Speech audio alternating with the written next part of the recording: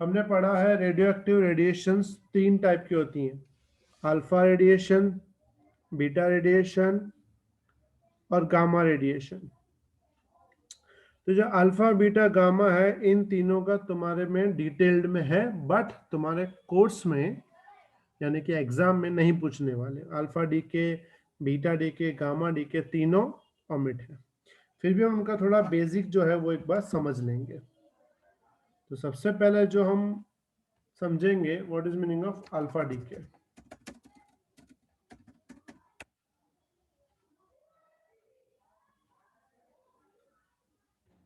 Alpha D के क्या है?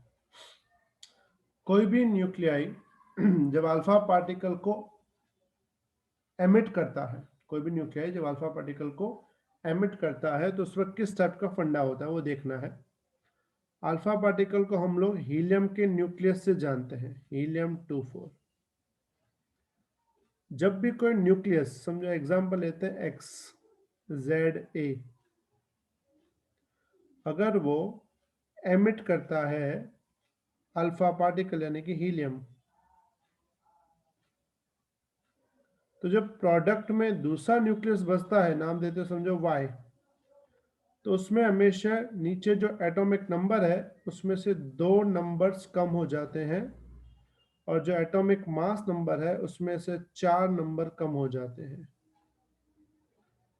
मतलब जब भी कोई न्यूक्लियस अल्फा पार्टिकल को एमिट करता है, बाहर निकालता है, तो बाकी जो न्यूक्लियस रिमेनिंग है उसके एटॉमिक नंबर में 2 यूनिट लेस हो जाते हैं और एटॉमिक मास नंबर में 4 यूनिट लेस हो जाते हैं। इसमें जो ये एक्स है इसको हम नाम देते हैं रिएक्टेंट, या दूसरी भाषा में बोलते हैं पेरेंट एलिमेंट। रिएक्टेंट या फिर क्या नाम देते हैं, पेरेंट एलिमेंट। ये जो Y मिलता है, इस Y को नाम देते हैं प्रोडक्ट। उस प्रोडक्ट को दूसरी भाषा में बोलते हैं डॉटर एलिमेंट।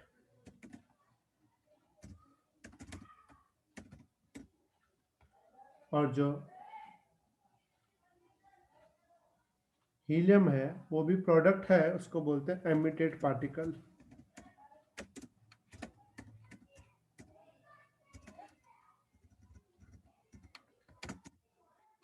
ठीक है, ये एमिटेड पार्टिकल, ये प्रोडक्ट न्यूक्लियर, ये डॉटर एलिमेंट, ये रिएक्टेंट है। समझ में आया बेटा यहाँ तक बात?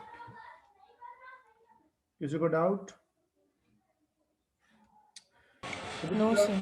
एग्जाम्पल देख लो भी, समझो एक यूरेनियम है 92-238, अगर वो हीलियम को एमिट करता है यानी कि अल्फा पार्टिकल बाहर निकालता है, तो जो एलिमेंट बचेगा उसमें नीचे हो जाएगा 90, ऊपर हो जाएगा 234, और जो 90 नंबर है वो थोरियम है।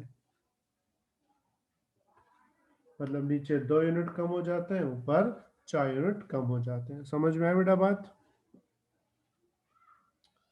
और साथ में बहुत सारी एनर्जी बाहर निकलती है। और एनर्जी कैसे फाइंड करते हैं? तो एनर्जी फाइंड करते हैं delta E is equal to delta M multiply by 931.5 MeV। तो यहाँ पे डेल्टा M कैसे फाइंड करेंगे? तो डेल्टा M फाइंड करेंगे सिंपल में मास ऑफ रिएक्टेंट यानी कि uranium minus mass of product यानी कि thorium and alpha.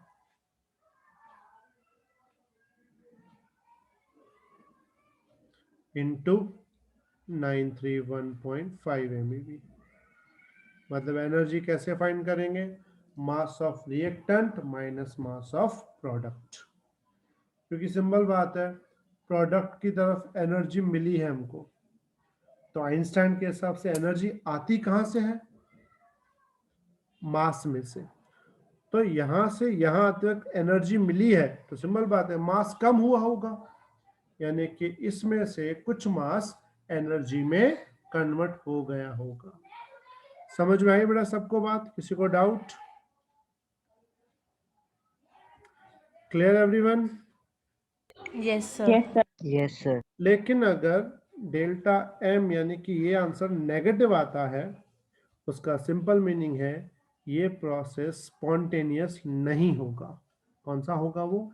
Non spontaneous. Spontaneous मतलब अपने आप। ये अपने आप तब होगा जब ये आंसर पॉजिटिव आएगा। अगर ये आंसर नेगेटिव आता है तो ये प्रोसेस स्पॉन्टेनियस नहीं होगा। समझ में आगे बात बेटा?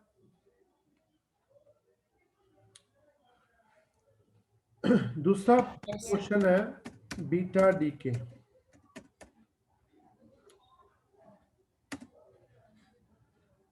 बीटा डीके, बीटा के अंदर दो पोर्शन आते हैं। एक आता है इलेक्ट्रॉन, दूसरा भी आता है इलेक्ट्रॉन बट पॉजिटिव। इसको नाम देते हैं इलेक्ट्रॉन और इसको नाम देते हैं पॉजिट्रॉन। और रिप्रेजेंट कैसे होता है बीटा को? ये होता है बीटा नेगेटिव, ये होता है बीटा पॉजिटिव। ये दोनों की प्रॉपर्टी एग्जैक्ट सेम है, मास चार्ज, खाली टाइप अलग है। एक नेगेटिव है मतलब एक प्रोटॉन की तरफ अट्रैक्ट होता है, एक प्रोटॉन से रिपेल करता है। अब पहले हम बात करते हैं बीटा नेगेटिव की। जब भी किसी एलिमेंट में से, समझो एक्स जेड एलिमेंट है, उसमें से अगर बीटा नेगेटिव पार्टिकल बाहर निकलता है, उसको ऐसे लिखेंगे -1 0, तो जो प्रोडक्ट में न्यूक्लियस बचता है y, उसमें नीचे एक प्लस हो जाता है और ऊपर कोई चेंज नहीं होता। नीचे एक प्लस हो जाता है, ऊपर कोई चेंज, यानी कि atomic mass number remain same. और इसके साथ एक और पार्टिकल बाहर निकलता है जिसको हम नाम देते हैं एंटी न्यूट्रिनो। एंटी न्यूट्रिनो ये बहुत ही छोटा पार्टिकल है, बहुत ज्यादा छोटा। इसका मास इलेक्ट्रॉन से भी कम होता है। सिमिलरली अगर मैं बीटा पॉजिटिव की बात करूं तो समझो कोई एलिमेंट है एक्स जेड ए, अगर वो बीटा पॉजिटिव बाहर निकालता है तो जो प्रोडक्ट मिलेगा उसमें नीचे एक कम हो जाता है, ऊपर कोई फर्क नहीं पड़ता। मतलब बीटा नेगेटिव हो या बीटा पॉजिटिव हो, एटॉमिक मास नंबर में चेंज नहीं आएगा। यहाँ पे साथ में एक पार्टिकल निकलता है, उसको बोलते हैं न्यूट्रिनो। न्यूट्रिनो एंटी न्यूट्रिनो आपस में ऑपोजिट पार्टिकल्स हैं, यानी एंटी पार्टिकल्स हैं। ध्यान से देखो, बीटा नेगेटिव में Z एक इंक्रीज होता है, मतलब ये खुद नेगेटिव है तो Z प्लस होगा, ये खुद पॉजिटिव है तो Z माइनस होगा। एक्चुअल प्रोसेस में क्या होता है? बीटा निकलना मतलब होता है एक न्यूट्रॉन का प्रोटॉन में कन्वर्ट होना, साथ में इलेक्ट्रॉन, और बीटा पॉजिटिव में एक प्रोटॉन का न्यूट्रॉन और पॉजिट्रॉन में कन्वर्ट हो जाना।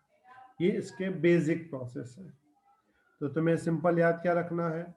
जब भी बीटा निकलता है, अगर नेगेटिव निकलता है तो Z एक बढ़ेगा, अगर पॉजिटिव निकलता है तो Z एक कम होगा, मतलब ऑपोजिट।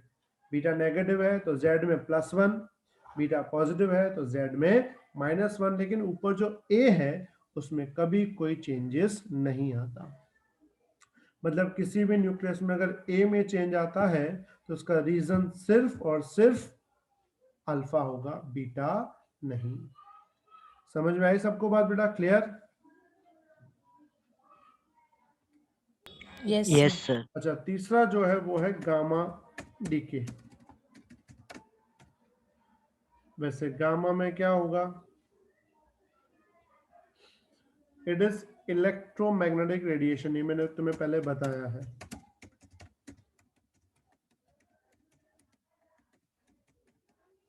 कौन सी रेडिएशन?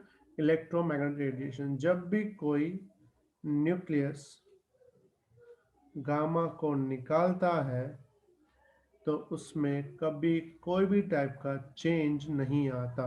मतलब गामा निकलने से ना जेड में फर्क पड़ेगा ना ए में, सिर्फ अंदर का न्यूक्लियस अनस्टेबल में से स्टेबल हो जाएगा। समझ में आया बेटा बात? Clear everyone? तो फिर से एक बार यस सर। समरी ले लेते हैं। अगर अल्फा पार्टिकल एमिट होता है तो नीचे के 2 यूनिट कम हो जाएंगे जेड में, ऊपर के 4 यूनिट कम हो जाएंगे। अगर बीटा निकलता है तो ये कंफर्म है ए में चेंज नहीं आएगा। बीटा नेगेटिव है तो जेड +1 होगा, बीटा पॉजिटिव है तो जेड -1 होगा, और गामा में तो कोई फर्क पड़ेगा नहीं। ठीक है, चलो फटाफट लिख लो और लिख के मुझे मैसेज करो फास्ट।